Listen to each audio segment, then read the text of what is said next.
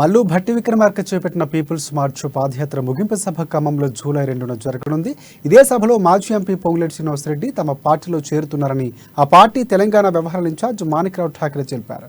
ఇక మార్చి 16న ఆదిలాబాద్ జిల్లా బౌద్ధ్ నియోజకవర్గం నుంచి భట్టి పాదయాత్ర ప్రారంభమై 105 రోజుల్లో 36 నియోజకవర్గాల్లో 600కు పైగా గ్రామాల్లో పర్యటించనున్నారు.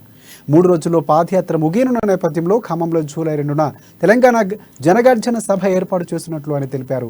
పీపుల్స్ మార్చ్ను విజయవంతంగా ముగించిన భట్టిని పార్టీ అగ్రనేత రాహుల్ గాంధీ అదే సభలో ఘనంగా సత్కరిస్తారని ఠాకరే వెల్లడించారు.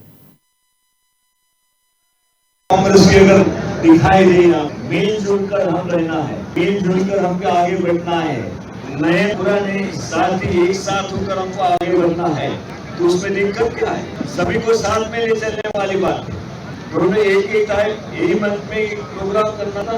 राहुल जी आ रहे हैं श्रीनिवास जी के सब लीडर के लिए भी, उनको पार्टी में लेने के लिए, और भट्टी जी की यात्रा ये जो रैली है पूरी तरह आपको बताया कि ज्वाइनिंग की यात्रा रैली पहले से तय हुई थी, इसलिए ज्वाइनिंग की होगी, लेकिन भट्टी जी का पार्टिसिपेट पूरी तरह उसमें रहेगा, कांग्रेस का पार्टिसिपेट रहेगा।